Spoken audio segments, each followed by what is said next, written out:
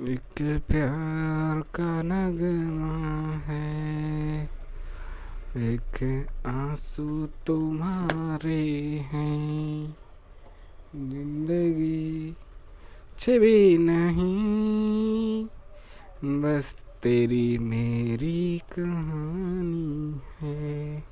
हिंदी साहित्य की और हमारी एक बार फिर से आपका स्वागत है हिंदी साहित्य में। हालांकि जो हमने एक दो लाइन का गाना गाया उसमें एक दो लाइन से ज़्यादा गलत उसमें था, गलत था।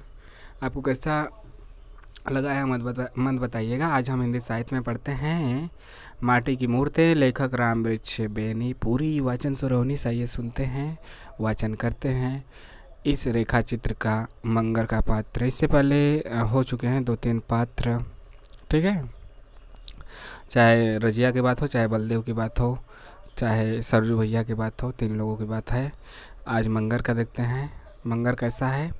मतलब चैनल को सब्सक्राइब ज़रूर कीजिए और चलिए शुरू करते हैं। नेट जेआरएफ के सिलेबस में आपका यूनिट 10 में लगा हुआ है हिंदी साहित्य की अन्न गद्य विधाओं में, जिसमें आत्मकथा जीवनी अन्न गद्य विधाएँ हैं। हट्टा कट्टा शरीर, हट्टा कट्टा कैसा होता है? हट्टा कट्टा मतलब मोटा ताज़ा मांस से भरा हुआ, मतलब छरहरा बदन, कमर में भगवा है, कंधे पर हल है, हाथ में पैना, आगे आगे बैल का जोड़ा। उस समय की बात है तो उसमें बैल था, ट्रैक्टर नहीं था। अपनी आवाज़ के हाथ से ही बैलों को भगाता मेरे खेत की ओर। लेखक से जिसका जुड़ा हुआ है अगल बगल है उसी के बारे में तो लिखेंगे।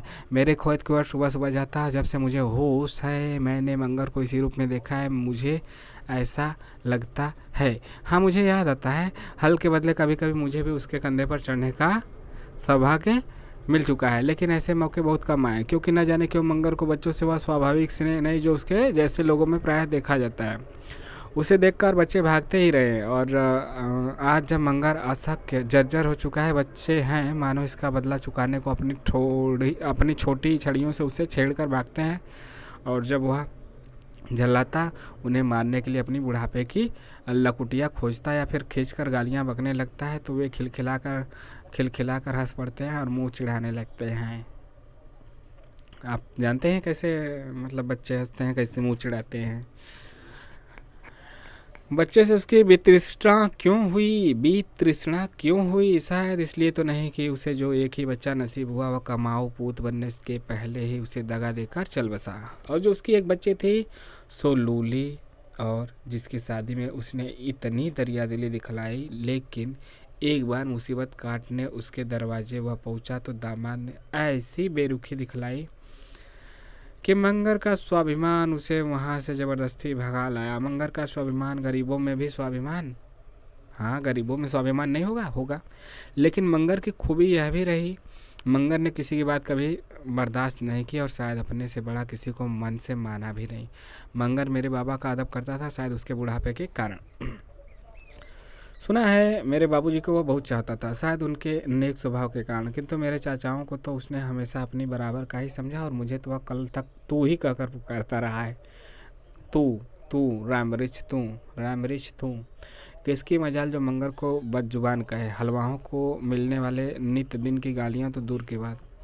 ऐसा क्यों? उसका खास कारण मंगर का हट्टा कट्टा शरीर और उससे भी अधिक उसका सख्त कमाऊपन, जिसमें ईमानदारी ने 4 चांद लगा दिए। जितनी देर में लोगों का हल 10 कट्ठा खेत जोता, मंगर 15 कट्ठा जोत लेता, और वह भी ऐसा महीन जोता कि पहली चांस में ही सिराव मिलना मुश्किल मतलब कि ढेला मिलना मुश्किल हो जाता है।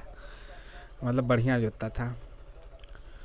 ना मंगर को यह बताने की जरूरत नहीं कि कल किस खेत में हल जाएगा। वह शाम को ही सारे खेत की आर घूम आता और जिसकी ताक होती वहाँ हल लिए सुबह सुबह पहुंच जाता। जुताई के वक्त किसी की देख रेख की भी ज़रूरत नहीं। आम हलवाओं के पीछे किसान जो लट्ठा लेकर पड़े रहते हैं, और तो भी वे जी चुराते, ढिलाई करते, आज का काम कल के लिए छोड़ते। यह आदत मंगर में थी ही नहीं। यूँ ही रखवाली चाहे हरी फसल की हो या सूखी फसई की, खलिहान में चाहे बोझों की सील हो या फिर अनाज की रात मंगर पर सब छोड़कर निश्चिंत सोया जा सकता था। रात मंगर पर छोड़ के निश्चिंत सोया जा सकता था। दूसरा ऐसा जन मिलेगा कहाँ, फिर क्यों ना उसकी कद्र की जाए। मेरे बाबा कहते थे मंगर हलवाहा नहीं है, सवांग है। वह अपने सवांग की तरह ही कभी कभी रूठ जाता था और जब तब लोगों को झिड़क भी देता था। उसकी झिड़क सबके सिर आंखों पर, उसका रूठना और उसकी मनौती होती। ए बाबू मान जा हो मान जा, अब न हो ऐसन गलती का भइल ऐसन। कभी कभी बातें कुछ बढ़ भी जाती। एक दिन काफ़ी कहा सुनी हो गई, दूसरी सुबह मंगल हल लेने नहीं आया, इधर से बुलाहट भी नहीं गई। रुपए हैं तब हलवाहे ना होंगे, कोई नया हलवा लेकर जोत गया। उधर कोई दूसरा किसान आकर मंगर से बोला, मंगरू ए मंगरू देख, उन्होंने दूसरा हलवाहा कर लिया है, उन्हें रुपए हैं, 1000 हलवाहे मिलेंगे, तो तेरे भी शरीर है, 1000 गृहस्थ मिलेंगे। चल हमारा हल जोत, तू जो कहेगा मजदूरी दूंगा, लेकिन मेरा सिर जो दर्द कर रहा है। मंगर ने इसका जवाब दिया, और उसका यह सिर दर्द तब तक बना रहा जब तक झक मार कर मेरे चाचा जी फिर से उसे बुलाने नहीं गए, क्योंकि 4 दिनों में ही मालूम हो गया मंगर क्या है। बैलों के कंधे छिल गए हैं, उनके पैर में फार लग गए। खेत में हल तो चला, लेकिन न ढेला हुआ न मिट्टी मिली। फिर खेत की आर पार बैठे दिन भर हलवाहे को टुकारी देते रहिए, तब कहीं 10 कट्ठा जमीन जुते। मंगर के बिना काम नहीं चल सकता, ऐसा उनको लग गया। चाचा जी उसके दरवाजे पर खड़े हैं, मंगर भीतर घर में बैठा है। मंगर के अर्धांगिनी यानी कि उसकी पत्नी यानी कि मेहरारू भकोलिया ने कहा, मालिक खड़े हैं, जाओ मान जाओ हो, कह दें मेरा सिर दर्द हो रहा है। मंगर ने चाचा जी को सुनाकर कहा, मालिक जरा इनके सिर पर मालकिन से तेल दिला दीजिएगा। भकोलिया हंसती हुई बोली, तुम मुझसे दिल लगी करती है। मंगर के स्वर में नाराजी थी। मंगर चलो आपस में कभी कुछ हो ही जाता है, माफ़ करो। चाचा जी के स्वर में आरजू मिन्नत थी, जाइए उसी से जुतवाइए जिससे 4 दिन जुतवाया। मुझे ले जाकर क्या होगा, आधी रोटी की बचत भी तो होती होगी। यूँ ही नोक झोंक मान मनोबल। फिर मंगर अपना हलवाई का पैना हाथ में लिए आगे आ गया, और चाचा जी पीछे। यह आधी रोटी की बचत क्या, इससे समझा आपने? इससे मंगर का खास इजारा समझिए, मतलब शरीर उसका हट्टा कट्टा था तो खाएगा भी तो ज़्यादा। जहाँ गांव भर में हलवाई को 1 रोटी मिलती, मंगर के लिए 1.5 रोटी जाती। मतलब आज का नहीं, मतलब चौचक मोटा रोटी एकदम था उस समय का। आज का था इतना पतला का वो मतलब पूड़ी टाइप का एकदम पतील है। वह उनका 1 कौर के बराबर होता था आज का ये पतली वाला। वह भी रोटी सुवन की हो और अच्छी पकी हो। सुवन का होला कुछ अच्छा ऐसा दे दिया है, सुवन कुछ। उस पर कोई तरकारी भी जरूर हो, क्योंकि मंगर किसी का कच्चा नमक नहीं खाता, पक्का खाता है। मंगर की सभी शर्तें पूरी होती, लेकिन यह 1.5 रोटी वह खुद खाता। ऐसा आप नहीं समझे क्या? अपनी अर्धांगिनी के लिए लाता है? अरे नहीं, आधी के 2 टुकड़े कर दोनों बैलों को खिला देता, क्योंकि उसी की मेहनत की कमाई तो खा रहा है, उसी पे जी रहा है। यह आधी रोटी फिर मेरे ही घर आती, लेकिन इसमें कोई काट कपट हो नहीं सकती थी। आधी रोटी अपने घर मतलब बैल को खिला दिया। बैल किसका? मालिक का। महादेव मुँह ताके और मैं खाऊं, यह कैसे होगा? महादेव मतलब बैल की सवारी महादेव। मंगर के लिए बैल नहीं, साक्षात महादेव थे। एक आध बार बात बहुत बढ़ गई तो मंगर मेरा गांव छोड़कर चला गया, लेकिन गांव में रहते उसने दूसरे का परिहात नहीं पकड़ा। दूसरे गांव में भी वह जम नहीं सका। तब तीसरा गांव देखा और अंत में मारा फिर मेरे गांव लौटा। शायद मेरे घर जैसा कद्रदां उसे कहीं नहीं मिला। मंगर का स्वभाव रूखा रहा है, किसी से लल्लो चप्पो नहीं, लाई लपटाई नहीं, 2 टूक बातें, चौटुक व्यवहार। तो भी न जाने क्यों मंगर मुझे शुरू से ही स्नेह की नज़र से देखता रहा है। शायद इसलिए कि मेरे बाबूजी उसे बहुत मानते थे। अब भी कहता है, मालिक ये हमारे मझले बाबू, वह मेरी तकदीर फूटी। और शायद इसलिए भी कि मैं बचपन से ही टूअर हूँ। माँ मर गई, पिताजी चल बचे, तभी तो उसने अपना पवित्र कंधा मुझे दिया। और जब कुछ बड़ा हुआ, मैं ननिहाल जाने आने और रहने लगा, तो याद आता है मंगर ही मुझे वहाँ पहुँचाता।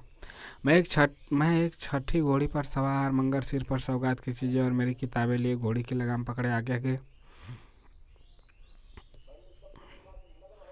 जहाँ नीच ऊँच ज़मीन होती, कहीं मैं घोड़ी से गिर न जाऊं। बगल में आकर एक हाथ से मुझे पकड़ भी लेता। उसके बलिष्ठ हाथों के उस कोमल स्पर्श का अनुभव आज भी कर रहा हूँ। मतलब आप कोई भी चीज़ सोचते हैं तो उसके तरंगे आपके अंदर आ जाते हैं। मतलब 5 साल 2 साल 1 साल पहले भी आपका मतलब कोई अच्छा लगा हो, किसी के साथ अच्छा व्यवहार रहा हो, या फिर कोई से गाली गलौज हुआ हो, तो वह चीज़ याद करते ही थोड़ा सा चेहरा खुशी हो जाता है अच्छे चीज़ में। यदि बुरी चीज़ है तो तमतमा जाता है। जो बड़ा होता गया, घर से मेरा संबंध टूटता गया। बकौल मंगर मैं तो अपने ही घर का मेहमान बन गया। लेकिन जब 2 4 दिनों के लिए घर आता, मंगर को उसी रूप और उसी पेशे में देखा करता। कपड़ों से मंगर को वहशत रही है, हमेशा कमर में भगवा ही लपेटे रहता। उसे धोतियाँ मिली हैं गोवर्धन पूजा के दिन, हर साल एक नई धोती लिए बिना वह बैल के सींगों में लटकन बांधता क्या। यो भी बाबा और चाचा साल में जब तब पुरानी धोतियाँ दिया करते। घर में शादी ब्याह होने पर उसे लाल धोतियाँ भी मिली हैं। मेरी शादी में मंगर के लिए नया कुर्ता भी बना था, लेकिन धोतियाँ हमेशा उसके सिर का ही श्रृंगार रहीं, जिन्हें वह मुरेठे की तरह लपेटे रहता। और कुर्ता जब मेरे किसी कुटमैती में वह संदेश लेकर जाता तभी उसकी देह ढकता। यूँ साधारणतः वह हमेशा नंग धड़ंग रहता और मैं कहूँ मुझे उसका शरीर उस रूप में बहुत ही अच्छा लगता। आज एक कलाकार की दृष्टि से कहता हूँ, मंगर को खूबसूरत शरीर मिला था, काला कलूटा फिर भी खूबसूरत। सौंदर्य को रंगसाजी और नक्काशी का मजमुआ समझने वालों की रुचि मैं समझ नहीं पाता। यह कहने की गुस्ताखी के लिए आज भी मैं माफ़ी मांगने को तैयार नहीं हूँ। मंगर का वह काला कलूटा शरीर एक संपूर्ण सुविकसित मानव पुतले का उत्कृष्ट नमूना। लगातार की मेहनत ने उसकी मांसपेशियों को स्वाभाविक ढंग पर उभार रखा था। पहलवानों की तरह उनमें अस्वाभाविक उभार नहीं आई थी। जांघें, छाती, भुजाएं सब में जहाँ जितनी जैसी गढ़न और उभार चाहिए बस उतनी ही। न कहीं मांस का लोदा, न कहीं सूखी काट, मतलब बिल्कुल बैलेंस, न मांस ज़्यादा न कम।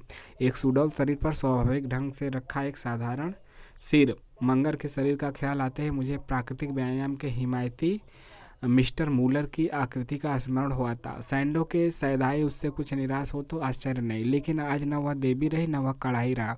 मंगर वह नहीं रहा जो कभी था। गरीबी को अपने अक्खड़पन से हमेशा धता बताया रहा, लेकिन उम्र के प्रहारों से वह अपने को बचा नहीं सका। उसकी एक एक चोट उसे धीरे धीरे जर्जर बनाती रही। आज उस पर यह कहावत लागू है, सूखे हाड़ ठाठ भई भारी, अब का लदबद है व्यापारी। उसके शरीर का मांस और मांसपेशियाँ ही नहीं गल गई, उसकी हड्डियाँ तक सूख गई हैं। आज का उसका यह शरीर उस पुराने शरीर का व्यंग चित्र मात्र रह गया है। बुढ़ापे के प्रहारों के लिए जो ढाल का काम करती उस चीज़ का संग्रह मंगर ने कभी किया ही नहीं। यानी कि पैसा मतलब थोड़ा जुटाया बुढ़ापे के लाठी के लिए, वह नहीं किया। आज खाए और कल को झक्के, ताको गोरख संग न रखे का यह उपासक यह मंगर संग्रह का तो दुश्मन रहा। कोई संतान भी नहीं रही जो बुढ़ापे में उसकी लाठी बनता। उम्र ने इसे निरस्त्र और कवचहीन योद्धा पर वे सभी तीर छोड़े जो उसके तर्कस में थे। मंगर बुढ़ापे के कारण हल चलाने के योग्य नहीं रह गया, तो कुछ दिनों तक उससे कुछ फुटकर काम लिए गए, लेकिन यह भी ज़्यादा दिनों तक नहीं चल सका। अब एक ही उपाय रह गया, उसे पेंशन मिले। लेकिन हलवाहे यथार्थ अन्नदाताओं के लिए पेंशन की हमारे अभागे देश में कहाँ व्यवस्था है, और व्यक्तिगत दया का दायरा तो हमेशा ही तंग रहा है। फिर मंगर में जली हुई रस्सी की वह ऐंठन और शायद गर्मी भी है जिससे दया का बादल हमेशा ही उससे दूर दूर भागता रहा है। दया का बादल चाहता है आशीर्वचनों की शीतल सतह, और मंगर के शब्दकोश में उसका सर्वथा अभाव ही समझिए। उसके बदले आज भी वहीं बेलोस बातें, झड़पड़ झिड़कियों की आड़, जो पानी की क्या बात खून को भी सुखा दे। इसके बावजूद उदारता की स्वाति बूंदें कभी कभी टपकती, किंतु पपीहे की प्यास उससे भले ही बुझे, मंगर के बुढ़ापे की मरुभूमि उससे सींची नहीं जा सकती। यह दावे के साथ कहा जा सकता है कि आज हम मंगर की हड्डियों का यह झंझार भी नहीं पाते अगर उसकी अर्धांगिनी नहीं होती। उसकी अर्धांगिनी मतलब भकोलिया मंगर की आदर्श जोड़ी, वहीं जमुनिया रंग काली कहकर मैं उसका अपमान क्यों करूं। जमुनिया रंग, 2 ही बच्चे हुए इसलिए स्त्रीत्व के उस महान छय से बहुत कुछ वह बची रही जो मातृत्व का सुंदर नाम पाता है। यही कारण है मंगर झरझर हो गया, लेकिन भकोलिया अभी चलती फिरती है, कुछ हाथ पांव चलाकर संगर कर लेती है और दोनों प्राणियों का गुजर चल पाता। लेकिन यह भी कब तक, क्योंकि वह बेचारी भी दिन दिन छिजती जा रही है, बूढ़ी होती जा रही है। भकोलिया मंगर की आदर्श जोड़ी शारीरिक ढांचे में ही नहीं स्वभाव में भी था। वे भी दिन थे जब वह तमक कर बोलती, झपट कर जलती, न किसी को जल्द मुंह लगाती और न किसी की हेठी बर्दाश्त करती। जिस किसी ने छेड़ा मानो काली सापिन के फन पर पैर रखा। लेकिन भकोलिया में सिर्फ फुफकार मात्र थी, दंसन और विष का आरोप उसके साथ महान अन्याय होगा। केवल फुफकार थी, उसमें दंस और विष नहीं था। पर मर्दों की अपेक्षा औरतें अपने को परिस्थिति के साँचे में ज़्यादा और जल्द ढाल सकती हैं। इसका उदाहरण यह भकोलिया है। मंगर आज भी है, मंगर का बैलों से आप फूहड़ कहिए, लेकिन भकोलिया वहीं नहीं रही। किसी का बच्चा खिला दिया, किसी का कुटान पिसान कर दिया, किसी का गोबर पात दिया, किसी का पानी भर दिया, और जो कुछ मिला उसमें पहले मंगर को खिलाकर अपने आप मतलब अपने पीछे खाने बैठी। किंतु इतना करने पर भी वह हमेशा मंगर की फटकार सुना करती है। मंगर अपना सारा पीज और पुरानी झड़प अपना ज़्यादातर इसी पर झाड़ता। कहाँ झाड़ेगा, जो मिलेगा उसी पे तो। भगवान की मर्जी कहकर मंगर जिसके नाम पर अपनी मुसीबतों को विसर जाने का प्रयत्न करता रहा, उस भगवान ने पर साल यानी पिछले साल उसकी दुर्गति कर दी। उसे जोरों से अधक पारी उठी। बकोलिया उसकी चिल्लाहट से पसीज किसी दया की मूर्ति से दालचीनी मांग लाई और उसे बकरी के दूध में पीसकर उसका लेप उसके ललाट पर मतलब माथे पर कर दिया, बाई पुटपुटी पर और आँख पर भी लगा दिया। मंगर ने लेप की पहली ठंडाई अनुभव कर कहा, बकोलिया हुक्म बजा लाई। लेकिन यह कहा, जहाँ जहाँ लेप था वहाँ अजीब जलन शुरू हुई। जलन जख्म में बदली और जख्म ने उसकी एक आँख ले ली। जब मैं घर गया बबुआ जी मेरी एक आँख चली गई, मैं काना हो गया कहकर मंगर रोने लगा। शायद मंगर को मैंने यही पहली बार रोते देखा। मैं उसे ढांढस दे रहा था लेकिन मेरा हृदय क्या करता। और विपदा अकेली कब रही। पिछले माघ में मैं घर पहुंचा, सुबह धूप निकल आई थी, लेकिन अपने चीर अभ्यास के अनुसार मैं आंखें मूंदे रजाई से लिपटा पड़ा था। थोड़ी थोड़ी देर पर कुछ गिरने की सी धम की आवाज़ होती। रजाई मुंह से हटाकर आंखें खोली, देखा सामने पुआल के टाल के नजदीक एक काला सा अस्थि पंजर बार बार खड़ा होने की कोशिश करता और गिरता है। यह क्या, चौंक कर उठा, उस ओर बढ़ा, आगे बढ़ा। यह तो मंगर को अर्धांग मार गया है, मतलब कि लकवा, आधांग गया लकवा। देखा आंखें सजल उठी, निकट गया, उसे संभाला, फिर कहा, मंगर पड़े क्यों नहीं रहते, यह कैसी चोट लग रही होगी। पड़े पड़े मन उब जाता है बबुआ, मंगर ने जवाब दिया। उफ, नसें ढीली पड़ गई, खून का सोता सूख गया, लेकिन मानो अब भी उसमें तरंगे उठती और किसी सूखे सागर की तरह बालू के तट पर सिर धुन पछाड़ खा कर गिर पड़ती हैं। कैसा करुण दृश्य है, यानी तरंगे उठती हैं किसी सूखे सागर की तरह बालू के तट पर सिर धुन पछाड़ खाकर गिर पड़ती हैं। उसी तरह उसमें तरंगे उठती हैं, भले ही बूढ़ा हो गया, जर्जर हो गया, लकवा मार गया है। तो यहाँ पे मंगर का भी जीवन चरित्र समाप्त हुआ। कैसा लगा ज़रूर बताइए, चैनल को सब्सक्राइब भी कीजिए। मिलते हैं नेक्स्ट वीडियो में। जय हिंद, जय भारत।